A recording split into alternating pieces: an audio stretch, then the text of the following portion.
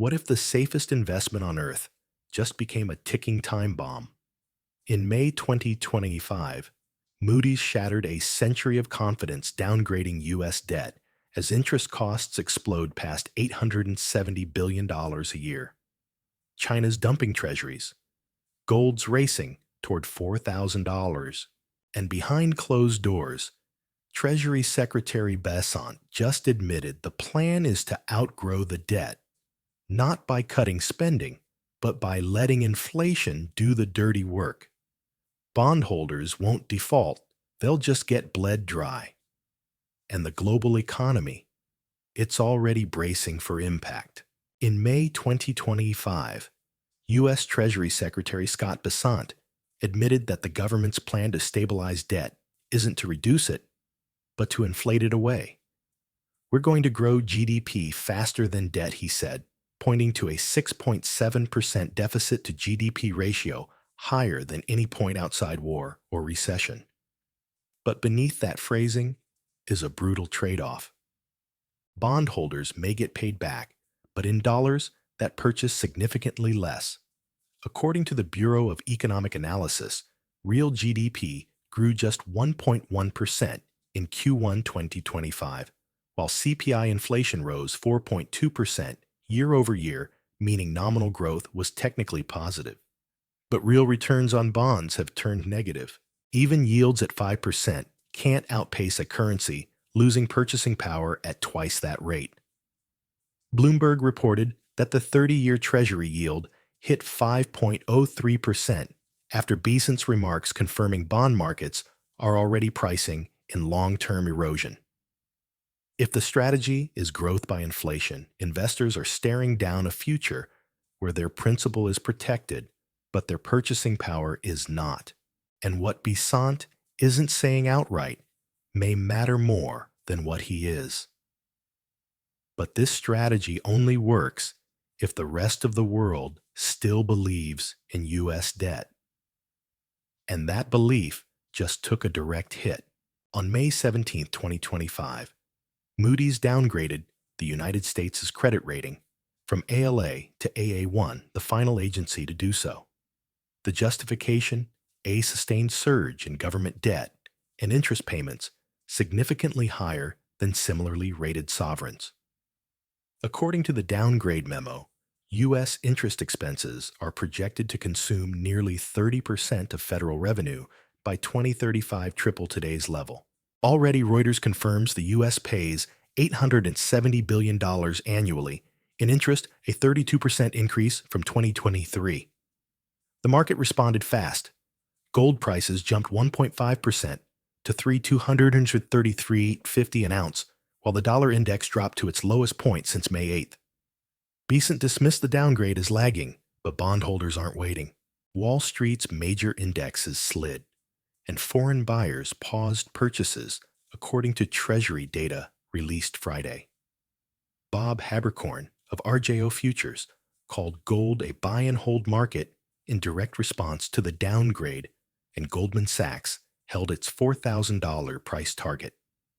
Moody's didn't just rate debt, it questioned the credibility of U.S. fiscal leadership.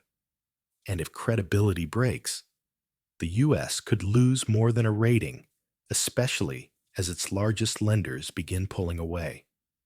In March 2025, China dropped to the third largest holder of U.S. Treasuries for the first time in 2 decades, reducing its stockpile to $765.4 billion. The UK now holds $779.3 billion, with Japan leading at $1.13 trillion. According to Bloomberg, Beijing didn't just cut holdings, it shortened maturities, trimming long-term exposure while maintaining near-term liquidity. Brad Setter of the Council on Foreign Relations noted China's actions were not a dollar exit, but a duration hedge.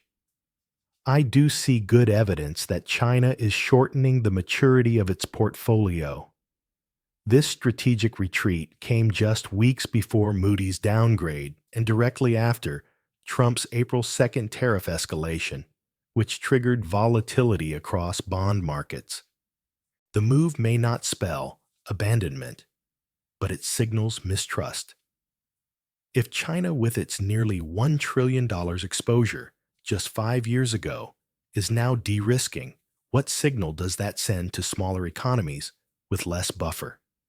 And what happens if more countries follow suit, not by shouting, but by slowly backing away? Foreign entities now hold 33% of U.S. Treasury debt, over $7.4 trillion out of $22.3 trillion in total marketable debt per Treasury data. And while some nations like Canada and Belgium slightly increased holdings in March, the broader trend is erosion. The Bloomberg Dollar Spot Index dropped 1.8% in March and 4% in April, amid tariff escalation revealing deepening uncertainty. Goldman Sachs analysts recently warned the exceptionalism premium of U.S. assets is eroding, and their bearish stance suggests further downside risk. Meanwhile, retail investors in the U.S. hold 11% of treasuries less price-sensitive than central banks, but more likely to panic in a downgrade cycle. Regulatory tiering may keep treasuries technically risk-free on bank balance sheets, but sentiment is shifting. If sovereigns decide not to dump bonds, but simply stop buying issuance outpaces, absorption and yield spike. According to the CBO, a 1-point yield increase raises annual debt service by $240 billion. So, the U.S. doesn't need a sell-off to get punished. It just needs silence from its creditors. And silence, historically, is the first stage of exit. Trump's April 2nd tariffs were designed to force trade partners into compliance, but the unintended consequence was a surge in Treasury yields. The 10-year jumped from 3.86% to 4.59% within 3 weeks per CNBC. The administration briefly paused tariff hikes when bond market volatility spiked, but that reprieve ended with Beezen's May 19th warning countries that don't negotiate in good faith will face rates above 10% returning to April levels. But good faith remains undefined. The U.S. demands the removal of VAT taxes, subsidy rollbacks, and currency stabilization from its partners, while continuing domestic tax breaks under the CHIPS Act and maintaining federal subsidies. The inconsistency has undermined Washington's leverage. U.S. retailers like Walmart, operating on thin 2 to 3% margins, according to WSJ, are now absorbing tariff costs or passing them to consumers.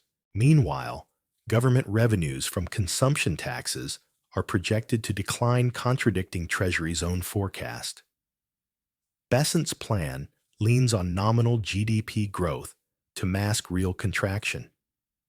But as supply chains stall, input costs rise, and bond yields spike, the cost of financing the U.S. government becomes its own economic headwind. And if tariffs reset again, next quarter, investors may not wait for clarity. U.S. Treasury Secretary Scott Bessant's fiscal strategy hinges on one metric: growing nominal GDP faster than federal debt. But this goal increasingly depends on inflation rather than productivity. According to the Bureau of Economic Analysis, U.S. real GDP grew just 1.1% in Q1 2025, while CPI inflation surged 4.2%, allowing the administration to claim 5.3% nominal growth. The House's $2.8 trillion deficit expansion and the Senate's $6 trillion proposal, both expected to pass, will add roughly $600 billion annually to the national debt over the next decade. Yet the White House projects a mere 0.6% bump in GDP and 800,000 jobs from this spending. Bloomberg reports that the U.S. 10-year Treasury yield sits at 4.48%, but inflation-adjusted returns remain negative, meaning creditors are subsidizing the government's debt load. If nominal growth becomes a function of inflated prices rather than real expansion, then Washington's plan isn't economic growth. It's financial erosion masked as stability, and with Besant confirming continued borrowing. The real question is how long investors will tolerate shrinking returns before pulling the plug. With interest payments now projected by Moody's to consume 30% of federal revenue by 2035, up from 14% today, the math suggests a future where the Federal Reserve may be the only buyer left. According to the CBO, every 100 basis point increase in interest rates adds $240 billion to annual borrowing costs. The House tax package advancing rapidly includes Trump's $5 trillion tax cut, which compounds deficits even as revenues fall short. Retail appetite for bonds is thinning, and foreign demand is fragmenting, with China cutting holdings and Europe delaying long-term commitments. If markets reject further issuance or demand higher yields, the Fed will be forced to intervene. But this path carries inflationary consequences. As economist Aditya Bhave of Bank of America warned, tariff revenues won't fully offset the cost of the proposed tax bill. If the Fed returns to large-scale bond buying, effectively monetizing the debt, the dollar's credibility could erode further. And with gold and real assets gaining favor, investors may already be positioning for that very scenario. The U.S. losing its last AAA rating isn't just a reputational blow. It shifts the entire dynamic of global trade diplomacy. Trump's May 2025 tariff ultimatum, demanding compliance on VT subsidies and currency regimes, came just days after Moody's downgraded U.S. debt to AA1. Yet key allies are no longer backing down. Japan, despite a 0.4% GDP contraction in Q1, is delaying new tariff deals. Canada and the EU, heavily exposed to U.S. exports, are refusing unilateral terms. Bloomberg's reporting confirms foreign ministries are recalibrating their trade positions, factoring in the risk premium of doing business with a heavily indebted U.S. government. Meanwhile, the administration insists on good faith from partners while maintaining its own subsidies under the CHIPS Act and cutting corporate taxes to 15%. Goldman Sachs has described the current trade strategy as leverage through imbalance, but leverage only works when trust holds. With the bond market wobbling, that trust is wearing thin. And if America is forced to negotiate trade deals while simultaneously begging for bond buyers, its position at the negotiating table may never be the same again. Despite U.S. Treasuries retaining Tier 1 status under regulatory frameworks, investors are voting with their wallets and they're buying gold. Spot gold surged 1.5% to $3,233.50 following the Moody's downgrade and is now up 23.1% year-to-date. According to RJO Futures strategist Bob Habercorn, it's still a buy-and-hold market. Goldman Sachs projects gold to hit $4,000 by mid-2026, driven by both sovereign and private sector diversification.